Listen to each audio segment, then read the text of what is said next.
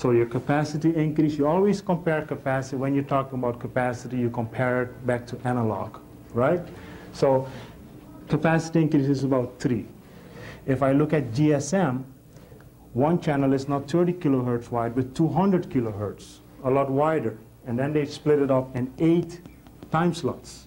However, the capacity is about 30 divided by 25 is only 1.2.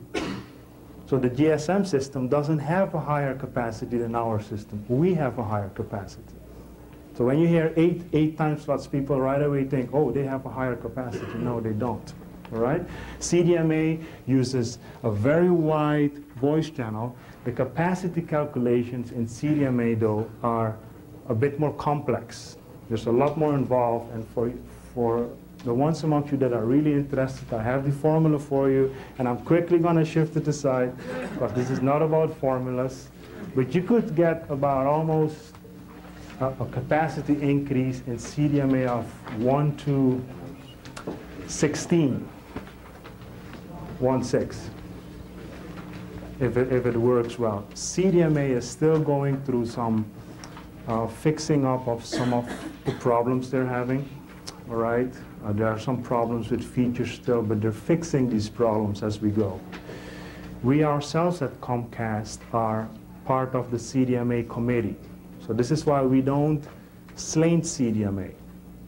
We used to have a Motorola system, as you all know, here at Comcast, and we dismantled the Motorola system and replaced it with a Lucent system. Why did we do that?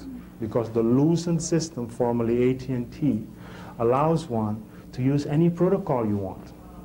We have amps now together with IS-136, and maybe a couple of months down the road, or a year down the road, or 2 years down the road, when CDMA really works, we'll be doing CDMA as well. If the market is there, we just positioned ourselves in a very favorable position to make sure that we can do any protocol we want. Change of software, change of some radios here and there, few $1 million here and there, flip the switch, you got whatever protocol you want. Multi-protocol availability, so to speak. And that's how we positioned ourselves. This is why I don't want to encourage you to slant any standard. One standard that I'm very sure of that will never become dominant in the United States is the GSM standard. AT&T is using what we're using as well, IS-136, all across the nation. Okay, OmniPoint is using GSM, Nextel is using a modified version of a GSM. But you see, the Nextel system is a system of its own. I cannot go in with my IS-136 phone and roam in their system. I can't. I need a dedicated Nextel phone. And that is kind of like a drawback now for Nextel. Alrighty? Any other questions? Yes.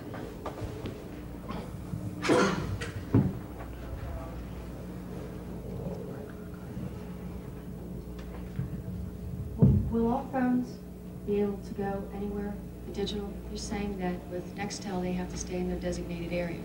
So if we go TDMA and say Bell goes CDMA, are our phones going to work there or just flip over to analog? Oh, this phone, this TDMA phone, has built in it another phone. This is a dual mode phone. It is both an IS-136 phone and an analog phone. So whenever I enter an area where IS-136 has not been deployed, the phone will automatically switch to AMS analog. CDMA phones are the phones used by BANAMs.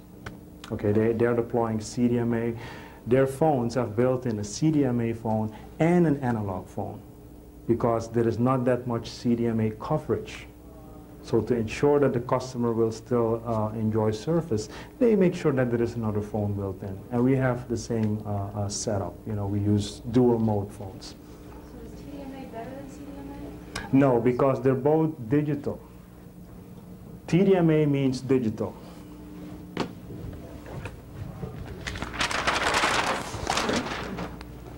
TDMA, time doesn't matter anymore, no. Time deficient multiple access. There is 3 types of digital standards. There is CDMA, It is IS-136, and then there is GSM. These are the three digital standards. And out of these three digital standards, we decided to go IS-136. And IS-136/IS-54, IS-54 is the earlier version of IS-136. Okay, IS-54, what we did is the designers went back and they looked at some of the fancy features that GSM folks are enjoying in Europe, like encryption. We took that, then the HALP vocoder became available, took that, packaged it, and called it IS-136. So here we have IS-136 with all the goodies of the GSM system, plus some very fancy vocoders. And that's the difference. But they're all digital, okay? With different protocols.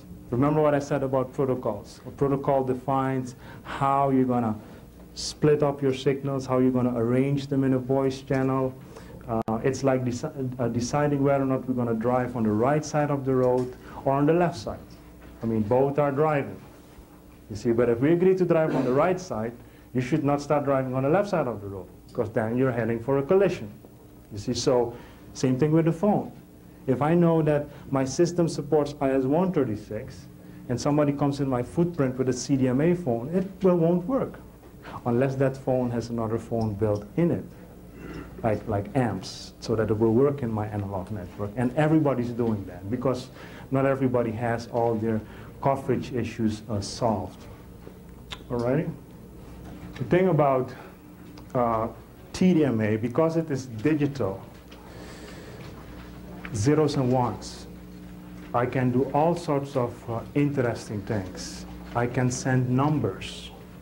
I can send messages. I can do all sorts of nice and neat tricks with the signal. So there's a whole bunch of new features with TDMA. Calling line ID, message waiting indication, short messaging service. I can send up to 198 characters to the phone. If you look at this phone, one thing you notice right away is that the digital phone has a very large display. Okay, as I'm powering up this phone, I can know what's going on. It's stepping me through the powering up process. My number, oops, it's telling me you're on the A band, and it's now sending some more signals back to the nearest cell site, and okay, you're on the home system. If I were to go somewhere in San Diego, it would tell me. So it's a lot more user-friendly. It's in touch with me, and I know what's going on. It's also telling me how strong the signal is, and my battery, telling me how much battery power I have. And I can actually see, all right? Now, let's talk about this battery business for a while.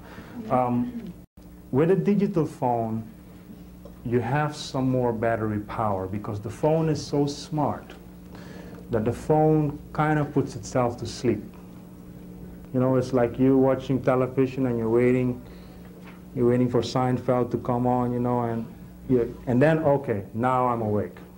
You know, that's what the phone does. It puts itself to sleep, and then every now and then it checks if there is a message that's being sent to it or a call. Because of this phone putting itself to sleep like that, you can extend the battery up to 3 days. So that is quite significant. Because you know how irritating it is, you're losing battery power if you've been on the phone and stuff. Another very interesting feature that comes with digital is what I just mentioned, short messaging services. You can send text messages. The phone can become a pager. You don't need a pager anymore with digital. There are two other features. MAHO, and that's embedded in the digital phone, stands for Mobile Assisted Handoff. And then there is another feature in the system, it's called HOBIT. And it's not working that well yet, but hopefully pretty soon all the problems with it will be solved. Handoff based upon interference. Okay? The phone will now figure out whether or not, you see, this analog phone, as I'm driving through the system, it's the cell site picking up a signal from the phone and determining when this call on this phone should be handed off to another cell site. In a digital phone, the phone gets involved in that process. The phone tells the cell site, you're too weak, I'm going to this cell site, or that one. Or I'm caught between two trailers all of a sudden, and there's a cell site right behind me. So I'm like, okay, I'm caught up from this one, I'm going to hand myself off to the one behind me. I'm making up a scenario here. Or the phone, hand off based upon interference. Before the phone hands itself off to another cell site, it's going to verify whether the voice channel or the time slot assigned to it is interference-free.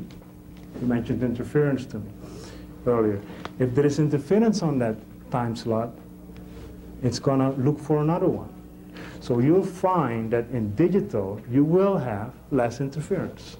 But from this perspective, if you go into a spotty area where there is not to choose from, I mean, you're dead in the water anyway.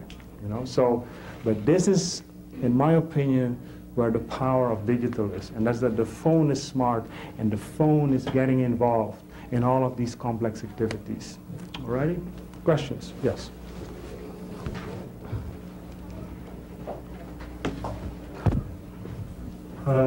Is the digital phone taking the place of a control channel that's on analog right now? Well, there is a separate digital control channel. What he's talking about is a special channel that takes care of, you know, when you power up the phone and you exchange your phone number and your ESN with the system, the control channel does all that for you, and you're handing off to other cell sites. With digital, there is a separate digital control channel. In analog, there's an analog control channel. Digital, there's a digital control channel. All right, and then there is actually even a backup channel to ensure that you have that. Back to the battery life issue. When you said that it extends up to 3 days, and you talked about the sleep mode, is that extension of the battery life only due to standby time, or does the actual talk time increase the battery life? Good question. It is standby time. Yes, very good question. Yeah. I was just going to ask that If when you turn on your phone and it's digital and it has to go through the initialization process and then you go into another area, you're on your digital and it flips over to analog, does it have to go through the initialization process for the analog? No. Very good question. Not at all. The phone just switches over and you don't even notice it. You might notice it if your digital phone has, for instance, a VSAT vocoder, one of the earlier versions of the vocoders. Then you might notice that I sounded like this, and now I sound analog because you handed off to analog. With H-Help, where your voice is reproduced a lot more better, you won't notice that. Gee, a lot of good questions in this. This class is prepared. Eh? Other questions? Okay. I think we're ready for PCS now. Okay, what is PCS? PCS is TDMA in a different frequency spectrum. That's all it is. The features are identical as the features that we have in TDMA. All right? PCS is cellular in a different frequency band. That's all it is.